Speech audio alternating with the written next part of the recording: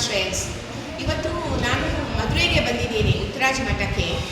ಇಲ್ಲಿ ನಮ್ಮ ಸ್ವಾಮಿಗಳು ಶ್ರೀ ಶ್ರೀ ಸತ್ಯಾತ್ಮ ತೀರ್ಥ ಶ್ರೀಪಾದಂಗಳವರು ಬಂದು ಲಕ್ಷ್ಮೀ ನರಸಿಂಹ ದೇವರು ಬಂದು ಪ್ರತಿಷ್ಠಾಪನೆ ಮಾಡಿದ್ದಾರೆ ಸ್ವಲ್ಪ ದಿವಸಕ್ಕೆ ಮುಂಚೆ.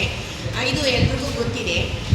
ಮದುವೆಯಲ್ಲಿ ಇದ್ದಾರೆ, ಅನೇಕ ಮಧುರು ಇದ್ದಾರೆ, ಇದ್ರೂ ಸ್ವಲ್ಪ ಕಡಿಮೆ. ಬೇರೆ ಕಡೆ ಎಲ್ಲ ಕಂಪೇರ್ ಮಾಡೋದಕ್ಕೆ ಸ್ವಲ್ಪ ಕಡಿಮೆ. ನಾವೆಲ್ಲ ತಾನೇ ಈ ಮಠಕ್ಕೆ ಸಹಕಾರ ಮಾಡಿ ಆಚಾರಗಳು ಎಲ್ಲ ಮಾಡಿ ಅದಕ್ಕೆ ಮಠ ಮೇಲೆ ಬರೋಕ್ಕೆ ನಾವು ಬಂದು ನಮ್ಮಿಂದ ಆಗಿದ್ದ ಸಹಕಾರ ಮಾಡಬೇಕು ಅನ್ನೋ ಉದ್ದೇಶದಲ್ಲೇ ಈ ವಿಡಿಯೋನ ಮಾಡ್ತಾ ಇದ್ದೀನಿ. ನಾನು ಇಲ್ಲಿ ಅಧಿಕ ಮಾಸದಲ್ಲಿ ನಾನು ಬಂದಿದ್ದೀನಿ. ಆಚಾರ್ಯಗೆ ಬಂದು ಒಂದು ಅಪೂಪ ದಾನ, ದಂಪತಿ ದಾನ ಕೊಡಬೇಕು ಅಂತ. ಅಪೂಪ ದಾನಕ್ಕೆ ನಿಮಗೆ ಗೊತ್ತಿದೆ, 33 ಅಪೂಪ ಮಾಡಿ ದಾನ ಕೊಡಬೇಕು. ಅದು ಏನನ್ನೋದು ನಾನು ತೋರಿಸ್ತೀನಿ. ಇದು ದಂಪತಿ ದಾನ.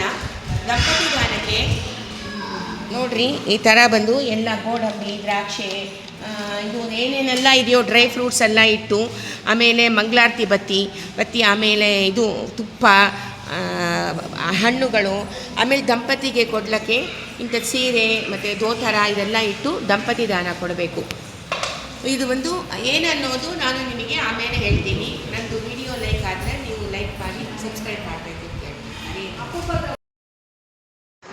ಸಂತುಷ್ಟನಾಗಿ ಮುಕುತಿ ಕೊಟ್ಟು ಮಿಕ್ಕ ಬಾರ ಹೊರುವನು ಕೃಷ್ಣ ಕೃಷ್ಣ ಕೃಷ್ಣ ಕೃಷ್ಣ ಕೃಷ್ಣ ಕೃಷ್ಣ ಎಂದು 3 ಬಾರಿ ನೆನೆಯಿರೋ, 3 ಬಾರಿ ನೆನೆಯಿರೋ.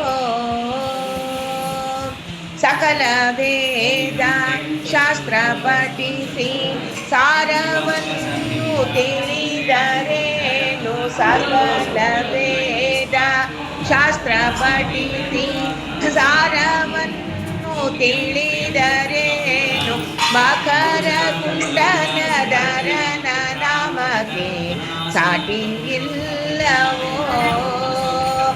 ಕೃಷ್ಣ ಕೃಷ್ಣ ಕೃಷ್ಣ ಕೃಷ್ಣ ಕೃಷ್ಣ ಕೃಷ್ಣ ಎಂದು 3 ಬಾರಿ ನೆನೆಯಿರೋ, 3 ಬಾರಿ ನೆನೆಯಿರೋ.